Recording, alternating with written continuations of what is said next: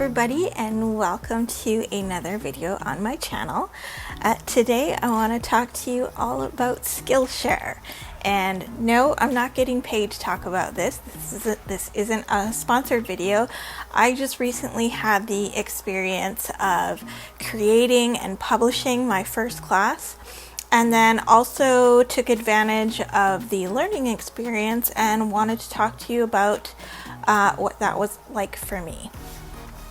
So way back in about May or June of this past year, so 2021, I started to kind of think that maybe teaching a class on Skillshare wouldn't be such a bad idea for me. Yes, I mean, when I first heard about it, I don't know how many years ago, and every time I would see it on YouTube videos from influencers and stuff like that, I kind of would think it was a little bit cheesy, and I was like, oh my gosh, Skillshare again. But obviously, you know, the marketing kind of worked with me, and I became curious, and I thought, well, let's see what it's like to create my own class. So now, when I joined Skillshare, I had to basically, and I don't know if this is normal, but I had to sign up as a premium membership, but it was a free trial for a premium membership. And basically, I just took advantage of that free month trial and took as many classes as I could. And now, originally, I was going to create this kind of Skillshare video as kind of a challenge. I wanted to see just how many classes I could complete within about a 28-day time period. Well, that lasted about a week, and then after that I just kind of decided, well, I'm gonna have to, you know, modify my video idea because it started to get really overwhelming, a lot of information overload, and maybe a little bit of burnout from taking all the classes. But I did want to just kind of, you know, put on the screen some of the classes that I did enjoy taking. So the first class that I ended up clicking on and watching all the way through was a class called Lettering Layouts by Tila Cunningham. She also has a website and YouTube channel called everytuesday.com. So I really enjoyed that. I've been curious about hand lettering for a really long time. And I think, you know, when I was kind of exploring classes, I had a large focus on classes that were teaching on illustration and hand lettering, just something to get me more into sketching in my sketchbook and stuff like that, so that it wasn't just all digital stuff, which I have been doing so far. So the first class that I took was Lettering Layouts, and I did end up uploading one of my pieces or projects, they call them, to my Instagram. So that was a fun class. I really enjoyed it. It was very, like, you know, very useful when it comes to putting together lettering layouts. So I look forward to applying more of that knowledge and kind of practicing that, using kind of quotes and stuff like that in the future. So the next class that I clicked on and watched all the way through was a class called Funky Letters. It was all about creating animated GIFs with your kind of handwritten letters and stuff like that. Now, for this particular class, I kind of had to modify a little bit because it was based on using Photoshop, and if you can remember from one of my last videos, well, I ended up canceling Adobe Creative Cloud for financial reasons, and so I had to kind of come up with a different way to do what they were teaching. Luckily enough, you know, I do use Photopea, so I did try doing it that way, the way they were teaching it. They basically gave you about, I think, 3 different kinds of GIFs that you can make from your hand-lettered words or handwritten words. And I did try one of them out, and I did upload it to my Giphy account. I don't have too many GIFs on there, but I did upload it there. I actually didn't end up using Photoshop though for it, or Photo P for it. I did try it out, and in the end it was just easier for me to do it in Keynote. So but the hand lettering part, the kind of concept and where it came from, is up on my Giphy account. So continuing on with the lettering theme, the next class that I took on Skillshare was called 70s Lettering. And this one really stood out to me because I just like the style of lettering from the class. The only problem that I had with it is that it was designed for Procreate, and I do not own an iPad, let alone Procreate, so it was a little bit of a challenge. But I just kind of took some of the concepts that she had taught.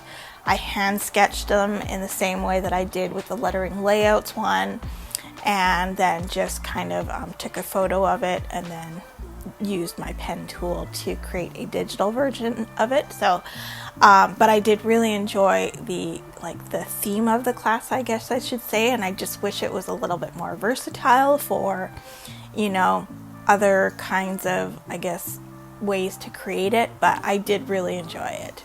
So after those few classes were done, then I started to kind of try and expand my wings into other types of illustration. And the one thing that really caught my eye was creating maps. And so the first class that I took was called Shortcuts to Map Making, I believe. And basically you just take, you know, a screenshot of a Google map or something like that. You bring it into, I guess, your vector design program. In my case, it was Affinity Designer, but I think she was using Adobe Illustrator. You have to hand sketch some of the icons that you want to include on your map, and so I started doing that, and I basically end up with a kind of a hand-drawn map kind of a look. And I didn't finish this project, but I do think it is something that you will see me working on in future videos here, because it was a lot of fun. I don't want to give up on it. Because at that time I was trying to do so many classes at once, I didn't really get the chance to complete it in a short amount of time. So you'll probably see me working on that in one of the next few videos. So aside from that map making one, there was another one that I watched. What is it called here? It was a Sketchbook Illustration one. This one was an okay kind of class. I think after taking that other one, a lot of the map making kind of courses or classes just seemed a little bit repetitive. So, you know, it was okay. For that second map class, he used a lot of tools that I just couldn't see myself using. A lot of I think these were these acrylic painting markers and stuff like that, and those are just things that I just don't have on me all the time, and so I wasn't as inspired to try a project for that class. But still, the idea of creating a digital map that is illustrated is still something that I plan to continue working on or practice in the future. So I really liked the theme of sticking with almost a travel and tourism related illustration. So the next one that the next class that I ended up taking was this vintage postcard type of class, and this was really cool, and I so wish I was able to complete the illustration. But again, I think this is going to be something that I make a video of in the future, just my process of drawing, you know, sketching, because I still haven't finished sketching a lot of the elements that I want to include. But I just love the concept of it, and just his process in creating the postcard was really cool. So so I'm totally going to do another video on that, in the same way that I'm going to continue, you know, designing my map that I had already started, that I still have started as a file in my computer. So going back to the lettering, I came across a class by Mary Kate McDevitt that really caught my attention, and again, just like those other two. This is something that I started. I had it sketched out, but I still haven't actually created a digital version of it. Basically, the premise of this class was to create letters or lettering using the theme of an animal. And now, to some degree, I was a little bit confused with what the project actually was for that class, but I just kind of went with like what caught my attention, and that is basically applying elements from your animal and somehow adding it to creating letters. And so you have to think of all of these things. I mean, her example was using a crow, so there's a lot of like feathers, there's the, you know, the black colors, there is, you know, doing some kind of a dot for the eye. So there's all these kind of things that you can incorporate to each of your letters. And so I do plan on just kind of going over my process and recording and making a video out of that. But I really enjoyed the theme of that class. So I don't know if you know, but if you're a logo designer or into logo and branding design, there's a good chance that you've heard of Aaron Droplin, and he has a bunch of classes on Skillshare. But the class that I ended up watching from him was this custom type one, and it was really interesting just to see his process for coming up with different variations. And so I did really enjoy it, and I think I might have watched one more class, or at least started another class from him, but because it was very Illustrator focused and I no longer have Illustrator, I couldn't finish watching that class. So a couple of fun classes that I took were based on creating almost kind of cartoon-like icons, illustrating cartoon-like icons. The first class was called Cartoonizing Your Pet in like this Kawaii style, and that one I wanted to take specifically because I've always been interested in creating illustrations of my cats. I actually have 9 cats and 1 dog, and I've always wanted to create like digital illustrations, not like sketches or very real life kind of things, but fun cartoon-like images of them. And so I just wanted to watch that class to see what the process might be to help me create those illustrations. So I really enjoyed that class, and I do plan on creating a cartoon version of each of my cats. So we'll see how that turns out. That's definitely going to be another video idea though. So the next class that I watched, I think, now they're starting to get a little bit out of order, but I really enjoyed creating or watching this class. I think it was called, Food with Shapes. And it was just basically about creating simple icons of food from just a simple circle shape or a square shape or a triangle. And so I haven't yet tried out the project from that class. I have kind of an idea about what I want to do. I think her example and then her project was to create a set of 4 circle foods, but I'm really kind of interested in kind of switching that up and almost using the triangle shape as my base for food items. But we'll see. I can see myself creating another video about that, but you never know. I keep saying that about all these classes, so who knows what's going to happen. Another class that I really enjoyed taking on Skillshare was called Lettering with Motifs, but basically what it was drawing out a bunch of little illustrations. So you pick a theme, I should say, for your illustrations. You create or you draw a whole bunch of little ones. You bring them in and turn them into vectored, illustrations. And then you basically create a collage of them to create the shape of a letter. I haven't yet finished doing that. I did start it, but I didn't finish it. But I was trying to think about how I could apply it And a lot of these things are like ideas that I could possibly do for my one Etsy shop for party decor items and greeting cards. And then the other thing is, you know, for the greeting card aspect of it, if there is a Mexican theme to them, I could actually print them off as a physical version and sell them with my other brand called Calavera Fiesta, where I usually do my hand embroidered stuff. So I don't yet know, I haven't tried to do anything with that class project, although I probably will.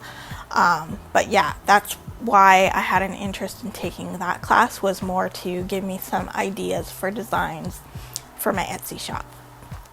After that one, I took a class similar to that pet cartoon one, and specifically took a class on creating Kawaii style illustrations.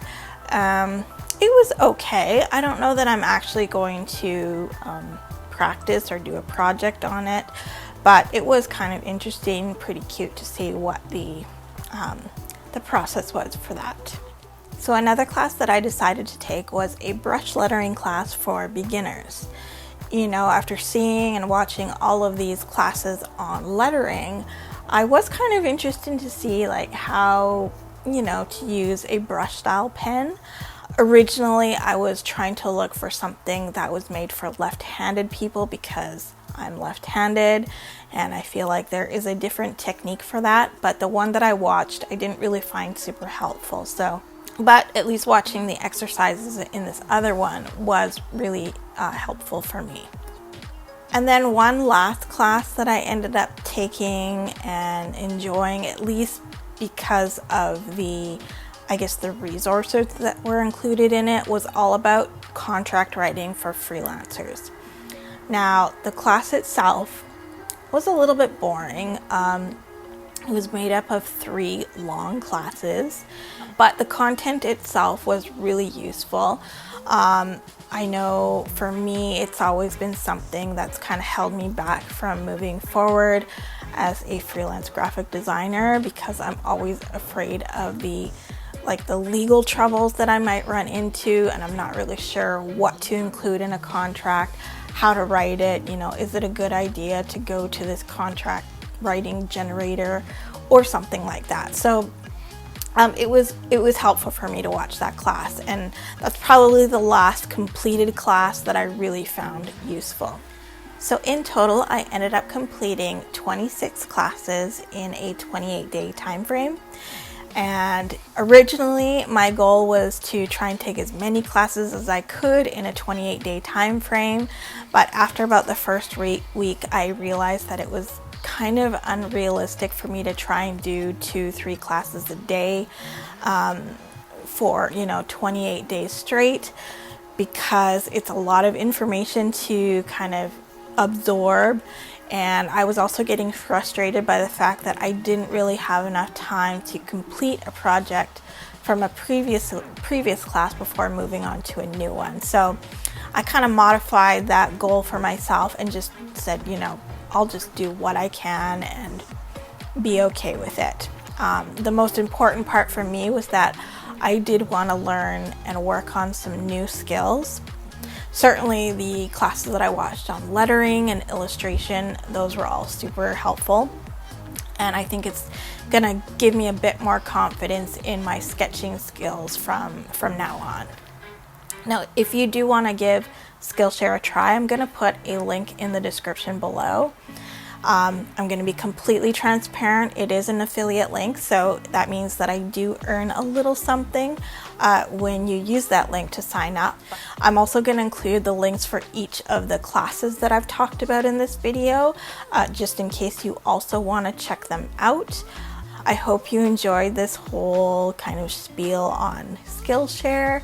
Maybe it will motivate you to check it out and see if there's any classes that you could teach, or maybe you'll be motivated also to join as a premium member and just be this this kind of year-long student for all of these different classes.